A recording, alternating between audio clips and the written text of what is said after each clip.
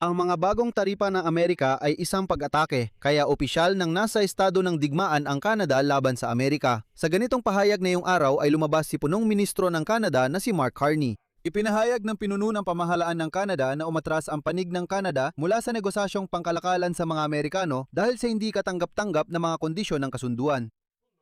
Tinawag niya ang mga bagong taripa ng Amerika sa mga produktong Canadian bilang isang pag-atake. At ayon kay Carney, ang Canada ngayon ay nasa estado ng hayagang digmaan. Kaya naman magpapatupad ang Ottawa ng mga ganting taripa laban sa Estados Unidos ng Amerika. Si Trump mismo ay nagsabi na mali ang Canada dahil gusto nito, ayon sa kanya, ng mga kondisyon na parang isa itong estado ng Amerika kahit hindi naman ito ganon. May ilang mga source na nagsasabing ang pagkabigo ng negosasyon sa kalakalan ng Estados Unidos at Canada ay dahil sa mga pagbabagong ipinasok ng panig ng Canada sa huling bahagi ng pag-uusap. Sabi ng mga Canadian, hindi totoo yon. Ang mga Amerikano ang nagdagdag ng ilang kondisyon sa huling sandali kaya hindi natuloy ang kasunduan. Kasabay nito, kumbinsido ang mga Amerikanong ekonomista na ang bagong digmaang pangkalakalan ni Donald Trump ay unang tatama sa Estados Unidos mismo, hindi sa Canada. Kaya naman ang Canada ay may sapat na katatagan at maari itong hindi magbigay ng konsesyon. Ang pangalan ko ay Alexei Pechi. Tara, pag-usapan natin ang bigmaang pangkalakalan ng Canada at Estados Unidos. Pero bago tayo magsimula, hinihiling ko sa inyo na mag-subscribe sa channel, i-like ang episode na ito at huwag kalimutang mag-iwan ng inyong komento sa ilalim ng video na ito, maaring habang pinapanood ninyo ang episode. Kaya, gaya ng alam ninyo, kamakailan ay hindi nagkasundo ang Canada at Estados Unidos sa isang kasunduan sa kalakalan at nagpatupad si Trump ng mga bagong taripa laban sa mga produkto ng Canada. At ngayon, inihayag ng punong ministro ng Canada na si Mark Carney na matapos ipatupad ng Estados Unidos ang mga bagong taripa, ang bansa ay nasa estado na ng digmaan. Narito ang kanyang sinabi. Inatake tayo. Nasa estado ka ng digmaan kapag inatake ka at tayo nga ay inatake. At ayon kay Carney, ilang minuto bago magating gabi ng Biyernes, umalis ang Canada sa negosasyon. Ang dahilan ay ang mga pagbabagong ginawa ng Estados Unidos sa kasunduan sa huling sandali.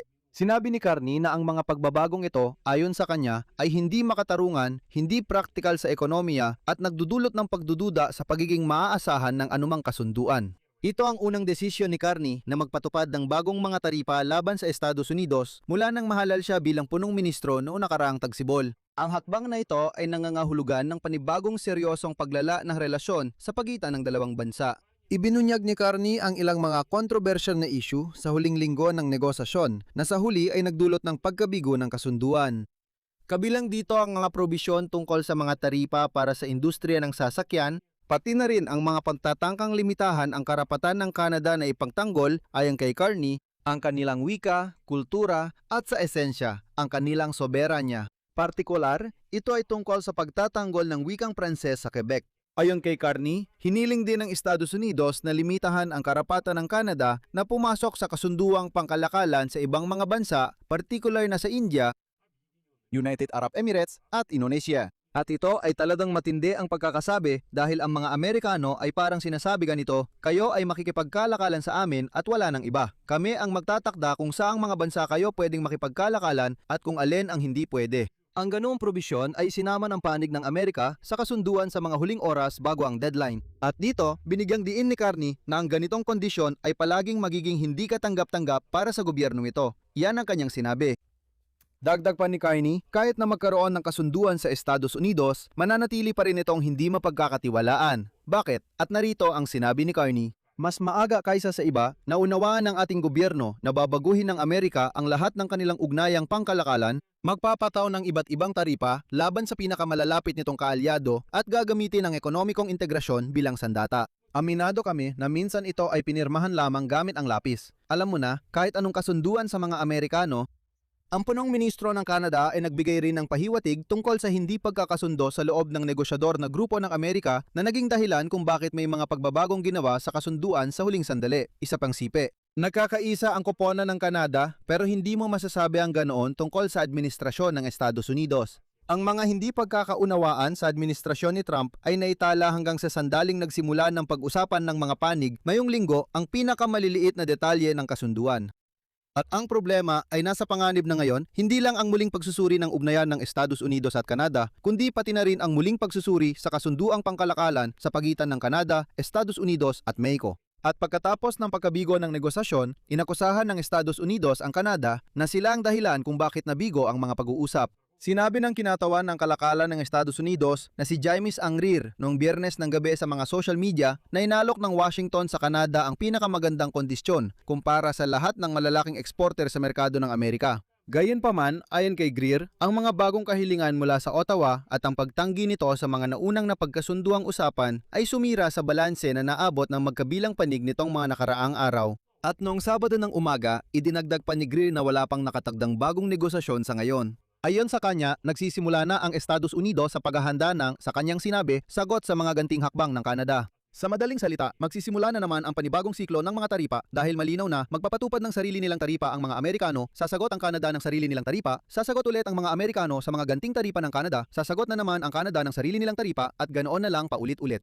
At ngayon, ayon sa New York Times, kahit na ang mga taripa ni Trump ay sumasaklaw lang sa maliit na bahagi ng mga produkto ng Canada, maari itong mabilis na lumala. Kung talagang gaganti ang Canada ng mga panibagong ganting hakbang at gagawin nga nila iyon, at kung gaganti rin si Trump na siguradong gagawin din niya iyon, ang resulta nito ay maaaring maging sunod-sunod na mga bagong pagyanig para sa ekonomiya ng Estados Unidos sa panahong dumaranas na ito ng maraming pagsubok. Ang kawalang tatag ay bumalat sa buong ikalawang termino ng pagkapangulo ni Trump dahil ang pabago-bagong mga taripa ng Pangulo ng Estados Unidos ay nagdulot ng hayagang pagkabahala sa Wall Street. Naiinis ang mga kaalyado ng Amerika at nagdudulot ng pagtaas ng presyo ng mga produktong pangkonsumo sa loob ng bansa. Pagdating sa Canada, ang bagong sigalot ay maaaring maging mabigat na pasanin para sa mga negosyo na nakikipagkalakalan sa hangganan ng Amerika at Canada. Ang pagtaas ng taripa bilang tugon ay maaaring makaapekto sa mga presyo at dahil dito ay magdulot ng pagbaba ng pamumuhunan at paghina ng aktibidad ng ekonomiya habang nananatili ang magulong sitwasyon sa kalakalan. Sa huli, si Donald Trump ay maaaring makaiwas sa sakuna at tuluyang makipagkasundo sa Canada. Pero hindi, sandali, hindi na nga nag-uusap ang magkabilang panig na yon. At naniniwala si Trump na tama ang ginagawa niya, na para bang mapipilit niya ang Canada at papayag din ang Canada sa mga hinihingi niya. Bilang tugon sa mga bagong taripa ng Amerika, hindi umaatras ang Canada at wala rin itong ipinapakitang anumang balak na umatras. Nagbanta si Punong Ministro Mark Carney na magpapatupad ng sarili nilang mga hakbang sa aduana laban sa Estados Unidos na nakatuon sa mga sektor tulad ng agrikultura, metalurhiya at elektronika. At dito, ipapaalala ko lang, ang mga bagong taripa ni Donald Trump na itinakda sa antas na 50% ay sumasaklaw sa export ng Canada papuntang Estados Unidos na nagkakahalaga ng humigit kumulang 20 bilyong dolyar. Ang listahan ng mga produkto ay may daan-daang item, kabilang na ang mga hockey stick, muebles at mga produktong gatas na gawa sa Canada. Ang pag-aangkat nito ay maaring maging sobrang mahal para sa mga Amerikanong mamimili. Ang siklo ng mga gantihang hakbang ay maaaring magpalala sa laban ng Estados Unidos kontra implasyon na nananatiling mas mataas kaysa sa target na 2%, 2% na siyang sinusundan ng Federal Reserve kahit pa sinasabi ni Trump na ayos ang ekonomiya niya. Umarangkada ang ekonomiya. At halimbawa, ang pagtaas ng presyo ang nagtulak sa presidente ng Estados Unidos ngayong linggo. Alam mo ba kung ano ang ginawa niya? Pinagaan niya ang taripa sa pag-aangkat ng karne ng baka. Kasi nga, masyadong tumaas ang mga presyo. Sabi niya, ay sige na nga. Alam mo ba kung anong ibig sabihin nito? Pag-amin nito na ang kanyang patakaran sa kalakalan ay tumama sa bulsa ng mga Amerikano. Dito sa YouTube channel na ito, 1 taon nang nakalipas na pag-usapan na natin at sinabi ko na tatamaan talaga nito ang karaniwang Amerikano na namimili sa tindahan. Pero sabi ni Trump, hindi, ano ba kayo? Hindi pwede. Ang magbabayad ng taripa ay ang nag-i-import, hindi ang mamimili. Hindi, ano ba kayo? Pero kalokohan yon. Siyempre, isinasama lahat yan sa presyo. At heto ang patunay niyan. Ibig sabihin, nung napansin ni Trump na tumataas ang presyo ng karne ng baka, wala siyang magawa tungkol dito. Kaya, anong ginawa niya? Binabaan niya ang taripa. Nang binabaan ang taripa, bumaba rin ang presyo ng karne ng baka. Sa tingin mo, magkaugnay ba talagang mga yan? Sa palagay ko, oo. Ang mga alalahanin sa ekonomiya ay lalong kumakalat sa mga pamilihang pinansyal. May pag-aalala tungkol sa paglaki ng utang ng Estados Unidos na ngayong linggo ay umabot na sa 40 trilyong dolyar. Nagresulta ito sa biglaang pagtaas ng yield ng mga bono ng gobyerno. Ang digmaan laban sa Iran ay ganun din. Nagdulot ito ng mga hamon sa ekonomiya, pinipigilan ng pandigdigang paglago at nadudulot ng pagtaas ng presyo ng gasolina. At narito ang ilang demokratang mambabata sa Kongreso na binabatikos si Trump nitong mga nakaraang araw ay tumutukoy sa mga karagdagang panganib. Ipinapahayag nila na ang kanyang mga banta laban sa Canada ay maaaring magdulot ng tunay na negatibong epekto sa ekonomiya ng Estados Unidos. At heto na naman, si Trump ay nasangkot na naman sa panibagong digmaang pangkalakalan. At sigurado siya na tiyak siyang mananalo rito. Pero base sa kilos ng Canada, mukhang hindi sila aatras o magpaparaya. Dito ko natatapusin. Ibahagi ninyo ang inyong opinyon at mga konklusyon sa mga komento sa ilalim ng episode na ito. Mag-subscribe kayo sa channel, pindutin ang kampanilya at huwag kalimutang mag-like. Yun lang po, ingatan ninyo ang inyong sarili. Paalam sa lahat.